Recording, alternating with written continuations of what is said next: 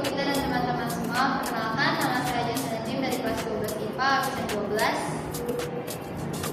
Nama saya Vela Valencia dari kelas 12 IPA, absen 23. Nama saya Rafael dari kelas 12 IPA, absen 19. Pada kesempatan kali ini, kami akan mempresentasikan bagaimana cara pembuatan game konsol berbasis Raspberry Pi. Oke, pertama-tama untuk alat dan bahan. Nah, alat dan bahannya itu pertama-tama untuk alat kita ada solder. Habis itu kita menggunakan lem tembak, laptop, cutter atau gunting dan penggaris. Lalu kita juga menggunakan tembaga sebagai penghubung si kabelnya dengan nanti Raspberry Pi-nya dan juga kabel dengan tombol-tombol buttonnya. Lalu selanjutnya untuk bahan-bahan kita ada Raspberry Pi, lalu ada tombol-tombol sebanyak 12 buah, lalu ada kabel USB, kabel female to female secukupnya, dan juga kardus secukupnya. Selanjutnya ada cara pembuatan. Yang pertama tuh kami merancang dulu desainnya, kayak bentuknya sama berapa jumlah tombol yang akan digunakan. Lalu kami itu menggambar tata letak si tombolnya dalam pada kardus. Lalu kami menentukan posisi Raspberry Pi dalam casing kardusnya. Lalu langkah kedua kami itu membuat casing, dimana kami itu pertama kami mengukur dan memotong kardus sesuai dengan ukuran yang kami inginkan. Lalu kami melubangi bagian atas kardus supaya cukup untuk dipasangi tombol. Lalu kami memastikan tombol itu dapat terpasang dengan kuat. Lalu langkah ketiga adalah perakitan rangkaian. Kami menghubungkan tombol dengan kabel ke Raspberry Pi sesuai dengan tempatnya. Lalu kami memastikan kalau semua kabel itu terpasang dengan benar dan tidak longgar. Kami juga menyolder sambungannya agar lebih kuat. Lalu langkah keempat adalah pemrogramannya. Kami menghubungkan Raspberry Pi komputer menggunakan kabel USB. Lalu kami itu menggugah program yang berfungsi untuk membaca input dari tombol. Lalu kami melakukan pemrograman sesuai dengan input Pi dan tombol. Nah, langkah terakhir adalah pengujian. Kami menghubungkan controller pada komputer, lalu menekan setiap tombol untuk memastikan sinyalnya itu terbaca, dan kami itu memastikan tidak terjadinya korsleting. Lalu kami memastikan setiap tombol menghasilkan respons yang sesuai. Oke, jadi sebelum kita masuk ke tahap penyolderan, kita itu harus terlebih dahulu mengenali kabel-kabel yang akan kita gunakan. Kabel yang akan kita gunakan pada praktikum kali ini ada dua. Yang pertama itu kabel ground, dan yang kedua itu ada kabel sinyal. Untuk kabel ground sendiri kita menggunakan kabel warna hitam. Nah, kabel ground ini tuh nanti disiapkan beberapa utas, lalu dipotong, dikeluarkan tembaganya.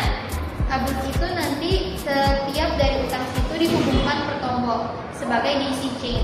Jadi nanti misalnya kabel warna hitam sepanjang ini misalnya digabungkan dengan, jadi tombol ini ungu 1 digabungkan dengan ungu 2, lalu nanti ungu kedua menggunakan seutas yang lain dihubungkan dengan tombol ungu yang ketiga, dan seterusnya sampai semua tombol ini terhubung. Nah, untuk kabel sinyal kita menggunakan kabel warna lain. Nah, kabel warna lain ini tuh disiapkan satu kabel per tombol. Kita untuk memodifikasi dan untuk mengenali lebih gampang, kita menggunakan kabel dengan warna yang sama untuk tombol dengan warna yang sama. Jadi kalau misalnya ungu itu kita menggunakan kabel warna kuning, kita akan menggunakan kabel warna kuning untuk tombol-tombol ungu lainnya untuk dihubungkan ke Pi. Nah, selanjutnya itu menyolder si kabel ke Pi-nya. Yang pertama itu kita harus kenal dulu kita punya saklar mekanis atau tombol arah.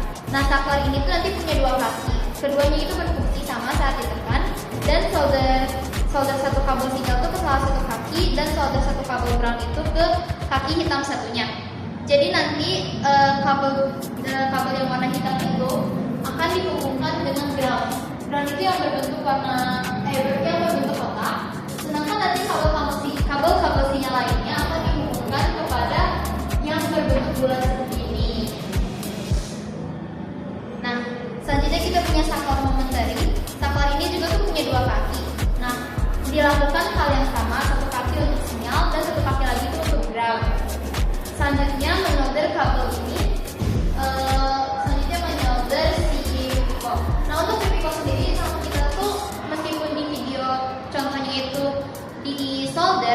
karena kita terbuatnya dari bahan kardus, kita menggunakan kayu dari stick es krim. Lalu sama kita itu si pipikonnya itu ditempel, karena kalau misalnya sama kita dilem tembak atau disolder, ada kemungkinan nanti dia akan meleleh. Jadi itu nggak boleh. Nah, setelah kita tempelkan si pipikonnya ini ke kayunya, kita tinggal terlebih dahulu kita tinggal memasukkan firmware. Habis itu nanti diunggah, lalu nanti kita gabungkan dengan kabel USB-nya. Ini itu kabel USB-nya, nanti kita masukkan ke sebelah sini, atau enggak di sebelah sini yang bisa teman-teman lihat USB di sini, nanti digabungkan dengan laptop. Habis itu bisa digunakan deh. Oke, selanjutnya kita masuk ke cara kerja atau langkah kerjanya. Bagaimana sih cara kerja sistem perangkat di dalam controller 3D Hitbox ini? Pertama, seperti yang tadi saya jelaskan, kabel itu dibagi jadi dua.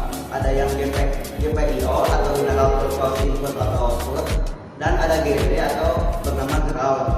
Nah, fungsinya apa sih? GND ini punya fungsi sebagai jalur kembali info informasi, dan GPIO ini jalur yang membawa informasi untuk melakukan eksekusi dari Raspberry Pi Pro ini. Nah, saat tombol di dalam controller ini ditekan, maka GPIO yang berjalan itu akan membuat sinyal menjadi low yang akan dibaca oleh Raspberry Pi Pro. Tapi sebaliknya, ketika tombol tidak ditekan, maka sinyalnya akan kembali berstatus jadi high. Sistem ini bernama full up.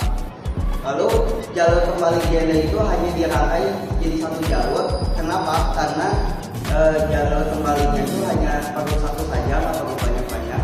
Tapi berbeda dengan jalur GPIO. Jalur GPIO ini punya instruksi yang berbeda-beda, sehingga setiap kabel harus berbeda-beda dan bisa menjadi satu rangkaian kabel.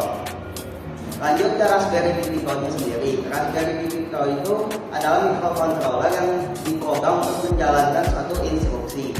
Hal ini berjalan menggunakan otak serta jalur listrik itu sendiri dengan memanfaatkan sinyal dan GPIO yang ditekan. Lalu perlu diketahui juga ada file yang bernama file WF2. File WF2 itu apa sih? File WF2 itu dalam dunia Raspberry Pi Pro itu adalah file yang sudah berisi codingan yang isinya itu program supaya Raspberry Pi Pro itu bisa bekerja dan menjadi otak. Nah, file WF2 ini juga yang membuat bagaimana GPIO harus respon ketika sinyal berubah dan dikirim melalui USB ke perangkat. Kemudian saat Raspberry Pi Pro menyala, chip RP24 dalam sini akan booting dan membaca program file WF2. Kemudian program tersebut booting dan membaca perubahan sinyal jika ada. Seperti yang tadi, ketika tombolnya ditekan maka statusnya akan low. Ketika tidak ditekan maka menjadi high. Hal tersebut yang dinamakan perubahan sinyal. Ketika membaca statusnya low, maka instruksi akan dijalankan dan sesuai dengan kecepatan yang dimiliki oleh Raspberry Pi Pro ini. Jadi Raspberry Pi Pro ini punya kecepatan setara 133 MHz. Yang artinya itu cepat sekali, makanya ketika ditekan tombolnya itu akan melakukan eksekusi langsung ke USB dan ke